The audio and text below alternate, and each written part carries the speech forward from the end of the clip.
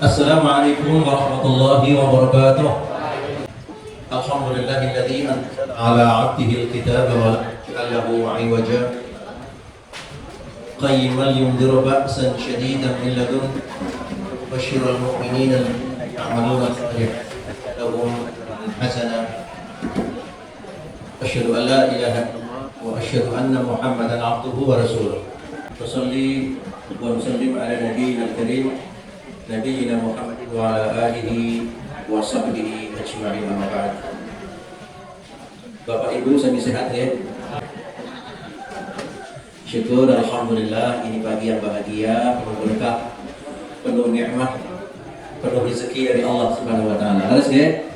Syukur kesehatan kita masih bersama kita, kesempatan kita masih bersama kita. Mudah-mudahan ngaji pagi ini insyaallah kita diberi ilmu oleh Allah Subhanahu wa taala. Oleh sebab itu mari sama-sama kita berdoa ya untuk ngaji pagi ini. Bismillahirrahmanirrahim. Allahumma inni as'aluka ilman nafi'a wa rizqan thayyiba wa wasi'a wa amalan mutaqabbala. Semoga apa yang kita panjatkan di mata Allah, pertama ilmu yang bermanfaat dikabulkan oleh Allah, rezeki yang halal, thayyibah dan luas dikabulkan oleh Allah, termasuk amal saleh yang diterima oleh Allah Subhanahu wa taala. Luar biasa doa kita begini. Bapak Ibu, insyaallah melanjutkan kajian tauhid kita. Kajian subuh ini kita akan membahas surah Al-An'am ayat 82. Surat apa tadi? Al-An'am ayat 82. Mari kita baca ayatnya. A'udzubillahi minasyaitonir rajim. Alladzina amanu wa lam yalbisu imanahum bidzulmin ulaika lahumul amnu wa hum muhtadun. Bahasa yang paling mudah dipahami itu, mereka orang-orang beriman yang keimanannya tidak dikotori, tidak dicampuri, tidak dirusak bidzulmin, dengan perbuatan jahat, perbuatan zalim. Jadi kesannya ada iman yang dikotori dengan kezaliman, ada iman yang dijaga bersih, tidak kotor dengan kezaliman. Nah, orang-orang yang menjaga imannya yang tidak dikotori dengan kezaliman itu, menurut Allah, ulaika lahumul amnu, itulah orang-orang yang dijamin keamanannya, dijamin keselamatannya. Tetapi orang-orang yang tidak menjaga imannya sehingga tercampur dengan berbagai macam perbuatan kezaliman, malah orang jaminan. Mau milih yang mana Ibu? Yang dapat jaminan atau yang tidak dapat jaminan? Nah, kalau pengen menjadi kelompok kaum yang mendapatkan jaminan, jaga iman itu jangan sampai kotor, jangan sampai dicampuri dengan kezaliman. Wa hum muhtadun, itulah orang-orang yang nanti akan mendapatkan petunjuk Allah Subhanahu wa taala. Ayatnya ceto welo-welo nggih. Ini bahasa Sunda teh naon ceto welo-welo. Baik, yang perlu kita bahas sekarang adalah apa yang dimaksud dengan kezaliman. Ya, apa yang dimaksud dengan kezaliman yang dianggap oleh Allah itu merusak iman, ngotori iman. Kezaliman itu dalam bahasa sekarang mungkin disebut the crime, kejahatan. Jadi ada kejahatan itu, ada jahat kepada Allah, jahat kepada sesama, dan jahat pada diri sendiri. Jadi dalam Islam itu kejahatan ada 3 dimensi: jahat kepada Allah, jahat terhadap sesama, dan jahat pada diri sendiri. Kalau dalam hukum positif, jahat itu hanya 2, jahat terhadap sesama dan jahat pada diri sendiri. Contoh misalkan menyakiti orang lain, membunuh orang lain, mengambil harta orang lain itu jahat terhadap sesama. Yang jahat pada diri sendiri, bunuh diri misalkan, itu jahat pada diri sendiri. Tetapi dalam Islam ditambah, jahat kepada Allah juga termasuk kejahatan. Maka disebut vertical crime, kejahatan secara vertikal kepada Allah, dan horizontal crime, kejahatan terhadap sesama, dan biceps crime, jahat pada diri sendiri. Kita dengan ini yang dilakukan jahat kepada Allah, sesama pada diri sendiri. Kabeh. Yang jahat kepada Allah, jahat pada sesama, dan jahat pada diri sendiri. Betul atau tidak itu? Betul. Nah kalau itu yang dilakukan, kotor itu imannya, rusak itu imannya. Nah padahal yang imannya rusak tidak mendapatkan jaminan repot. Baik, Bapak Ibu. Mari kita bahas apa yang disebut jahat kepada Allah, zalim kepada Allah. Nah, dalam klasifikasi dosa itu ada dua kategori. Pertama, al-kabair, yang masuk dosa-dosa besar. Ini menarik kalau dibahas. Imam Al-Dhahabi di dalam kitabnya Al-Kabair itu membahas 73 dosa besar. Wah, wakil ternyata besar ya. Lah, as-saghair, dosa-dosa kecil tidak terhitung. Saking. Bagaimana antisipasinya? Dosa besar ini baru hilang dengan taubat. Saya ulangi lagi nih. Dosa besar itu baru hilang dengan taubat. Ya ayyuhalladzina amanu tubu ilallahi taubatan nasuha asa rabbukum ayyukaffira 'ankum sayyi'atikum. Yang beriman bertaubatlah kepada Allah dengan taubat nasuha. Taubatan nasuha itu ada 3 syaratnya. Pertama, ayyandama 'ala fi'liha. Mesti nyesel atas perbuatan itu. Kalau belum nyesel, belum namanya taubat. Kasih gelong lakon sih. Kumat-kumatan. Harus nyesel betul. Ayyandama 'ala fi'liha. Yang kedua, ayyuqli'a 'anil maksiyah. Sing jenengane wong taubat, kuwi wong sing gelem buang kemaksiatan. Taubat kasih maksiat dia lucu. Gimana mungkin? Lucu. Orang taubat ya orang sing berhenti dari maksiat. Kalaupun belum bisa ditinggalkan 100%, mencoba untuk meminimalir sedikit mungkin berbuat maksiat. Aja malah jor-joran gawe maksiat. Itu aneh. Gitu. Itu ciri khas orang bertaubat itu harus meminimalir, syukur-syukur buang maksiat, aja kasih maksiat. Dan yang ketiga adalah Allah ya'uda ilaiha abada. Tidak ada kamus mengulangi lagi, Pak. Jadi nek kasih mengulangi maning namanya bukan taubatan nasuha. Itu syaratnya. Nah, orang yang sudah taubatan nasuha dengan 3 syarat tadi itu yukaffiru 'ankum sayyi'atikum. Dihapuskan dosa-dosa besar tadi oleh Allah Subhanahu wa taala. Jadi hanya dengan taubat menghapuskan dosa besar. Tetapi dosa kecil tidak bertobat pun otomatis diampuni oleh Allah Subhanahu wa taala. Ada suatu hadis, ya benar Adam, lau ataitani bi qurubil ardi khataya la ataituka maghfiratan man la yusyrik bi syai'a.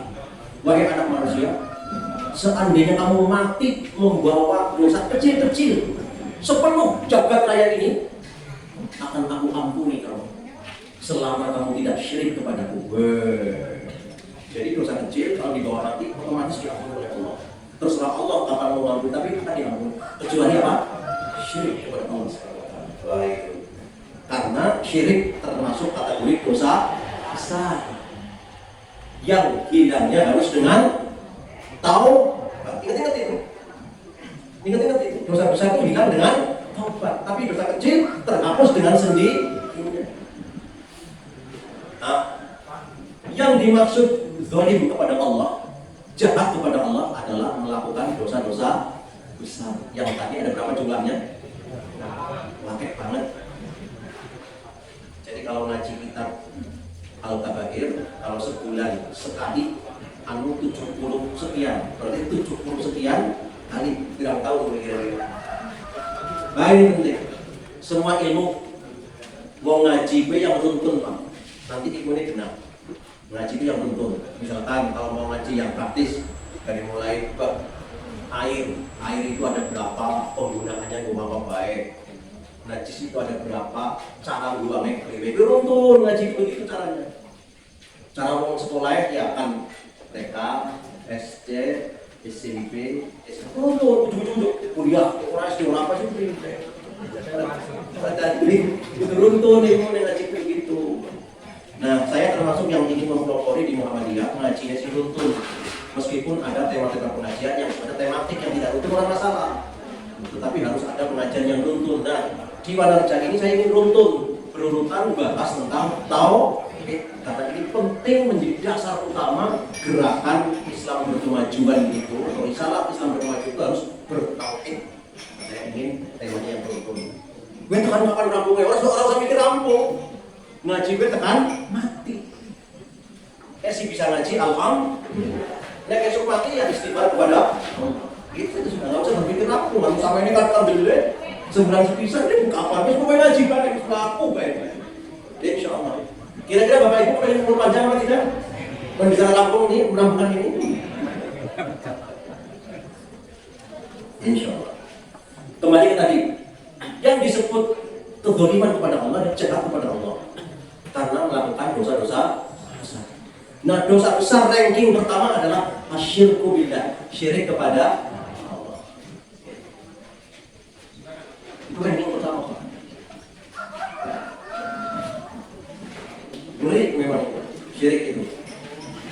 Sehingga ada ayat yang mengatakan innallaha la yaghfiru an yushraka bihi wa yaghfiru ma duna dzalika liman yasha. Allah enggak mau ngampuni itu syirik. Kalau kamu mati bahwa syirik, Allah enggak mau ngampuni karena syirik harus bertobat di dunia. Allah enggak akan mengampuni kalau kamu mati bahwa syirik. Wa yaghfiru ma duna dzalika, tetapi Allah akan mengampuni otomatis dosa-dosa selain syirik kalau kamu mati.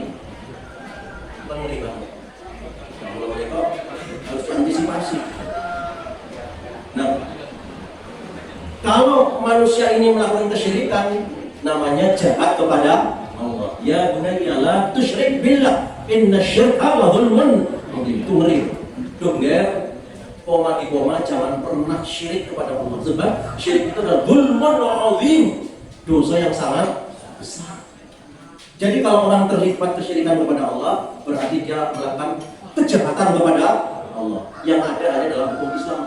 Hukum positif kita enggak bahas tentang kejahatan kepada Allah. Allah mau dijahati ya karepmu, orang yang karepmu, enggak kena pasal, betul?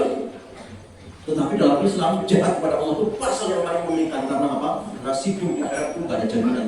Nah, itulah gerakan Muhammadiyah itu gerakan purifikasi, gerakan pembebasan dari dosa-dosa besar. Murni Islam yang harus bersih. Di antaranya harus bertauhid.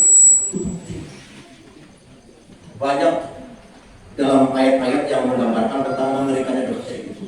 Layak pokoknya amal niscaya seluruh amal solehku hapus karena syirik kepada Allah Subhanahu wa Ta'ala.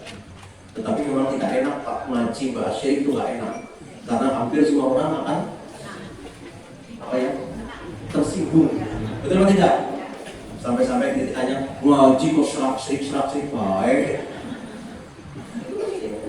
Paling tidak enak tuh ngaji bicara syirik karena semua orang akan tersinggung, akan kena. Tetapi justru dengan bahas ini hati semakin bersih. Dengan hati bersih ada jaminan Allah. Yang kotor menurut ayat tadi, walam yalbisul imanahu, yang kotor imannya karena dosa-dosa itu ada jaminan Allah. Ini yang pertama. Jadi bagaimanapun kita harus bersih hati kita. Jangan sampai melukai Allah Subhanahu wa Ta'ala. Jangan sampai syirik kepada Allah Subhanahu wa Ta'ala. Bapak Ibu saya sampaikan konsep syirik sudah begini. Syirik kan ada kategori sedang, ada kategori low, middle, dan high syirik. Gitu. Ada syirik akbar, ada syirik asghar. Tapi syirik juga yang paling mengerikan itu syirik akbar. Ya, itu yang paling mengerikan. Kalau syirik asghar, ya syirik juga, tapi nilainya kecil. Nah ini gambaran syirik ini. Syirik itu digambarkan kama tadi rajulin yashtari 'abdan. Faqala li 'abdi, "Hada dari wa hada 'amali, fa'mal wa addi ilayya." Jadi perumpamaan dosa syirik itu seperti seorang juragan yang punya karyawan atau seorang bos yang punya hamba sahaya. Di zaman dulu kan punya budak, juragan gue budak. Kalau zaman sekarang juragan gue karyawan. Bosnya mengatakan, baik karyawanku, ini loh rumahku, ini loh pekerjaanku, tolong kerjakan dengan baik. Rumahku dibersihkan, penggawaannya dikerjakan dengan baik. Semuanya laporkan ke saya. Hasilnya laporkan ke saya. Itu perintah seorang juragan. Lalu semua pegawainya, karyawannya bekerja dengan baik, jujur. Apa yang dikatakan juragan? Good, nggak naik gaji. Tetapi ketika seorang juragan mengatakan, hei karyawanku, ini buku pekerjaanmu, ini rumahku, tolong dibersihkan, dikerjakan, malah balelo karyawannya. Orang tahu laporan, duitnya digawat. Kira-kira berapa juragannya? Itulah Allah. Hai hamba manusia, kowe tegawe nang nyong, kowe nang nyong. Taatlah kamu kepada Allah. Siap taat. Allah memuja, good. Seorang hamba yang taat kepadaku. Tapi ketika melihat seorang hamba sing balelo, kok ibadah orang gelem. Kira-kira Allah gimana kira-kira? Ini kurang ajar ini orang. Udah dikasih rezeki, dikasih nafas, dikasih ini itu, balelo dia. Itulah gambaran syirik. Jadi gambaran syirik itu adalah seperti seorang karyawan yang balelo tidak taat kepada juragan. Seorang hamba yang tidak taat kepada Allah, itulah syirik. Padahal begitu banyak hamba-hamba yang tidak taat kepada Allah. Kalau begitu dia terlibat dalam dosa. Berat itu. Kalau menikah diperbanyak istighfar, astagfirullah, ternyata mau taat sama Allah. Syirik itu namanya. Terus gambarannya paling gampang begitu. Memang puncak syirik itu menuhankan selain Allah, iya. Tetapi balelo sama Allah saja sudah kategori syirik karena dia tidak taat. Seorang karyawan yang balelo tidak taat pada aturan juragan itu sudah dicap. Orang dipecat beres. Betul atau tidak? Kalau ada seorang hamba yang syirik, orang dicabut nyawanya harus untung sama Allah Subhanahu wa taala. Itu gambarannya. Perhatian Bapak Ibu, dalam rangka membersihkan iman kita monggo, dalam rangka apa tadi? Membersihkan iman kita monggo. Jangan sampai kotor hati kita karena perbuatan-perbuatan yang tidak menunjukkan ketaatan kepada Allah Subhanahu wa taala. Nah, yang tidak taat kepada Allah itu namanya dzulmun lillah. Dosa sama Allah, jahat sama Allah. Kalau itu yang dilakukan, imannya kotor, rusak imannya. Ngeri. Sudah begitu ada jaminan, ngeri. Baik, namanya vertical crime, dosa sama Allah. Kira-kira sehari semalam berapa kali dokter ngomong? Ada yang pernah itu esok jam 9, ada yang pernah itu begitu atau tidak? Nanti nggak ketahuan dosanya. Baik, sekarang adalah dosa terhadap sesama, horizontal crime, dzulmun li ghairihi. Dosa yang paling angel diatasi itu dosa verbal, dosa akibat ucapan. Kalau dosa aksi kena ngantemi wong, nyerampang wong, kena. Tapi yang verbal ini sih aneh, suka membuli orang, suka mencaci orang, madani orang, menuduh orang, negatif. Memang yang dideteksi orang yang menjadi kalau jotos plak anak bekas ilmu. Tapi kalau madani wong, menjelekkan orang, membuli orang, bekas orang sakitnya di sini. Tetapi Allah Subhanahu wa taala tidak kalah dalam memberikan penilaian. Orang yang menyakiti orang dengan verbal, dengan kata-kata itu dosa besar, dosa gede seperti itu. Kategori dosa yang luar biasa. Mungkin panjenengan pernah membaca yang disebut hadis muflis. Muflis, bukan muflis, bukan muflis.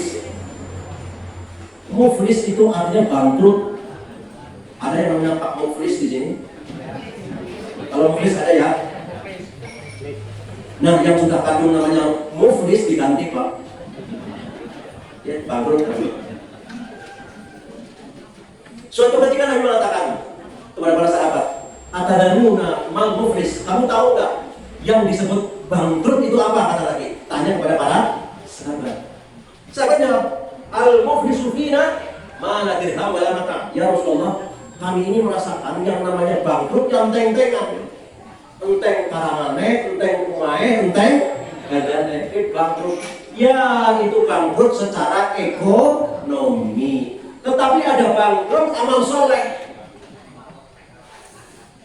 Amal soleh enteng, perenteng. Wis enteng tambah, gak bisa.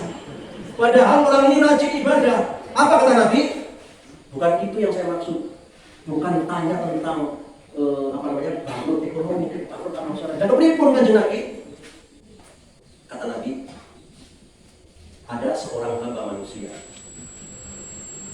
seorang Abdullah, mati menghadap Allah. Yakillah bi sholatihi wa shaumihi wa shadaqatihi. Ini seorang hamba manusia karena sholatnya top, sedekahnya top, puasanya top, jaminan surga orang ini. Karena luar biasa ibadah itu. Tetapi ketika dia mau diangkat ke surga dengan amal soleh yang dia lakukan dari pahala sholatnya, pahala puasanya, pahala sedekahnya, paling banyak. Ada yang protes, ya saya protes kalau orang ini masuk ke surga. Protes. Seperti Pak Prabowo, saya protes kalau Tom Rembong itu di penjara. Protes itu. Sing protes dari hari-hari semakin ya pusing Pak Prabowo. Gawat ya. Sudahlah, saya kasih ampunan aja di Abo. Itu seperti itu. Nanti Allah juga akan memperhatikan orang-orang yang protes. Kayak kudunya bagus warga. Dan diprotes sama banyak orang. Kenapa nih? Ternyata cerita semua orang. Ya Allah, dia memang hebat puasanya, hebat pahalanya, sholatnya, hebat sedekahnya. Tapi cangkemnya itu loh. Tahu cangkemnya itu? Itu jangan kalau ngomong itu nyelekit banget itu. Seneng madani, menuduh. Diceritakan semua orang mengatakan begitu. Benar ini.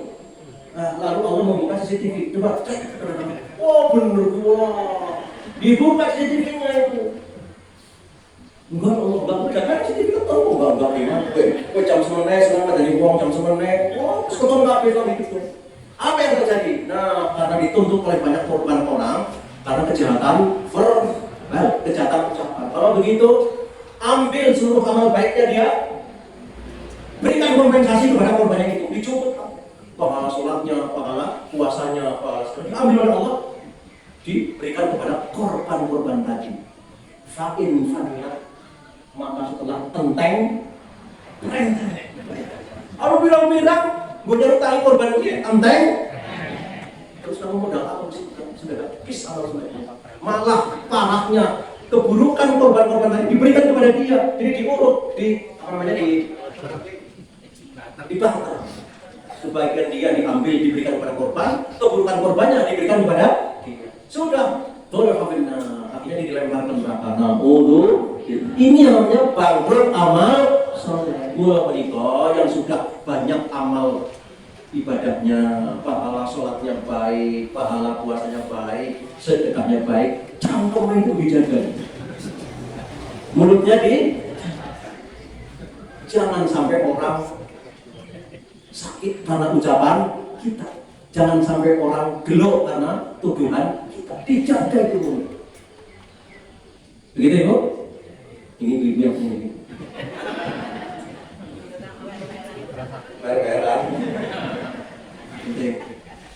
Jadi kebangkrutan itu justru lebih banyak muncul dari dosa-dosa verbal, dosa-dosa karena sudah ditahan. Ini loh yang namanya horizontal crime, kejahatan terhadap sesama. Memang tanganku tidak pernah membeleng orang, tidak pernah membunuh orang, betul. Tapi mulutmu itu loh. Itu jelas ya Ibu, dijaga itu mulut itu. Karena pepatah mengatakan mulutmu kucingmu. Tapi besar harimau kucing saja gitu. Itu. Kemarin hari apa saya baru dari Dikti, pendidikan tinggi dan penelitian di Yogyakarta. Beda Pak, ngomong kalau semua dengan profesor itu beda ngomong Pak. Kalau profesor irit mau ngomong aja, irit banget. Sepenuhnya, tapi sih orang-orang yang ngomong pernah di sini, mutar, wah, beda. Ngomong profesor beda, ngomongnya irit banget. Alain namanya, memang begitu. Orang semakin pintar semakin bebek ngomong biasanya. Nah, itu namanya apa? Kejahatan terhadap sesama. Tadi jahat sama Allah, dosa besar, syirik dan lain-lain. Termasuk jahat sama orang tua, itu juga ranking 5 besar. Iya, seorang anak yang suka bentak-bentak orang tua, itu masuk 5 besar, dosa besar dari 70 sekian terima. Termasuk orang belum zakat, orang dalam sedekah itu masuk 5 besar, Pak. Jadi walau bagaimanapun, ya kita harus bersedekah. Yang hartanya mencukupi satu nisab, ya harus wajib apa? Yang tidak menunjukkan itu masuk kategori 5 besar, dosa besar. Itu ngeri itu. Dan terus bebas, jangan sampai kotor tanah itu rusak. Jadi bagi vertikal trend, horizontal trend. Dzulmun billah, dzulmun li ghairillah. Nah sekarang dzulmun li nafsi, be self-crime, jahat pada diri sendiri. Apa bentuknya jahat pada diri sendiri? Suatu ketika Al-Kisah Salman Al-Farisi itu ngendong nanggone Abu Darda. Abu Darda ini adalah seorang sahabat yang sangat dicintai oleh Rasulullah. Dia ngendong di rumahnya Abu Darda, nginep di situ. Begitu ngendong, ketemu karo Abu Darda, ketemu karo bojone. Betapa kagetnya Salman melihat istri Abu Darda. Istrinya itu apa ya? Tiwal-tiwul. Nggak terawat gitu loh. Lambine rawat rapek. Perus. Apa namanya Pak? Apa? Lombrok. Kemprok. Kaget itu. Salman tanya, Masya nih, wahai Ummu Darda, jenengan situ pripun dari Masya Allah tampangnya kok seperti ini gitu. Apa kata dia? Ada aku, ini pola saudaramu ini, dalam asrama. Ini akibat saudaramu ini, akibat Abu Darda itu. Saya nggak diurus. Orang tahu itu orang lambi, Agus ya Allah, orang ya, sisinan ya Allah, orang ya, dicor kelawar, anjir, sudah dicor kelawar. Jadi si lanang orang tahu apa yang mana si madul. Mah, Agus ya Allah, orang ya Allah. Harus pulang mana?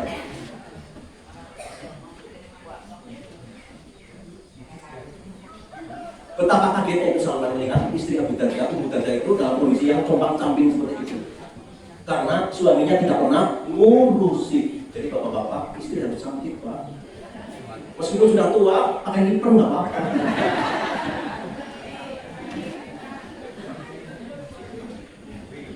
Kemarin ini pernah ngaji pernah nih. Yang minimal adus lah. Jadi harus bread ya. Ini tadi Ummu Darda lawannya bread. Orang bread apa? Komprok ya. Ternyata komproknya bukan karena apa-apa, karena pola suaminya yang jor. Jadi bapak-bapak harus perhatikan istri itu. Harus diperhatikan secara baik biar kelihatan fresh. Nah, oke, itu pengalaman pertama Salman di rumah Abu Darda. Begitu masuk malam, kaget Salman. Gewong kit maghrib tekan subuh ibadah baik. Bayangkan. Baru maghrib jamaah. Maca Quran tekan Isya. Baru Isya langsung tahajud dia sampai pagi Abu Darda. Ada enggak jamaah aminnya kayak gitu? Kaget Salman. Ini nyong telu kan kebiasaan kalau bertamu kan 3 hari 3 malam. Selama 3 malam itu pertanyaan Abu Darda jadi kayaknya bagaimana mau turun, enteng mau ibadah. Kalau kita waktunya enteng mau turun. Itu bedanya tuh. Kalau sahabat waktunya enteng mau ibadah, kalau kita enteng mau turun. Begitu siangnya, Abu Darda masak, disuguhkan sama Salman, jangan sarapan bisa, dan jangan lagi puasa. Begini puasa. Waduh, ini parah ini orang ini. Wis bojone ngombrok, nek bengi tahajud terus, apa yang gue? Nah, pada hari yang ketiga dipanggil Abu Darda, dan ini menggeleng aku aneh teman boleh nama lagi selama itu. Apa jadi lo pengen pengantar gue sama mati? Bener kok, bener banget ya dia. Aku lagi caranya. Apa kata dia? Fa'in dari ahlika, keluargamu perlu diurusi. Bojoku kan keluar lagi apa mau prinsip lagi. Kau nak terus apa? Tapi sekarang bojomu jadi. Wali ahlika apa? Keluargamu perlu diurusi aja mengurusi Allah. Wali rabbika haqqa, Tuhanmu perlu disembah, tapi jangan ikut caranya. Ana waktu gue nyembah Allah, ana waktu gue selain enggak semuanya untuk Allah. Wali nafsika haqqa, termasuk awakmu juga perlu dihargai. Waktu aku mengilah, itu jangan gue pucet banget gue. Bumi batak semalam tidak pernah tidur kan pucet itu. Mentang-mentang gue mengibadah. Fakti kulli dihaqil haqqa, berikan semuanya sesuai porsinya masing-masing. Kapan gue ibadah, kapan gue ngurusi keluarga, kapan gue tunggu yang proporsional hidup itu. Aja mentang-mentang gue kerja tok 24 jam kerja, jengking kamu nanti 24 jam gue puasa terus, nggak bisa seperti itu. Jadi yang proporsional, kapan ibadah, kapan gue istirahat, kapan gue ngurusi keluarga, kapan gue bekerja. Fakti kulli haqqin haqqa, berikan secara proporsional sesuai dengan tempatnya masing-masing. Lalu cerita ini terdengar sampai ke apa kata Rasul? Sadaqah Salman, sing bener Salman, Abu Darda salah. Itu tidak mengibadah, untuk salah. Wong orang ngurusi bojone salah. Wong puasa terus salah. Sebenarnya Salman kapan puasa, kapan sholat, kapan kerja, kapan ngurusi keluarga, kapan habis istirahat. Nah orang-orang yang seperti Abu Darda ini disinyalir orang-orang yang dzalimun bi nafsi, orang yang menyakiti dirinya sendiri, orang yang jahat pada dirinya sendiri. Dalam sisi perbuatan. Lebih parah lagi, wong bunuh diri. Itu jadi orang yang menyakiti dirinya sendiri. Kata Pak Dokter, ini jenengan mengurangi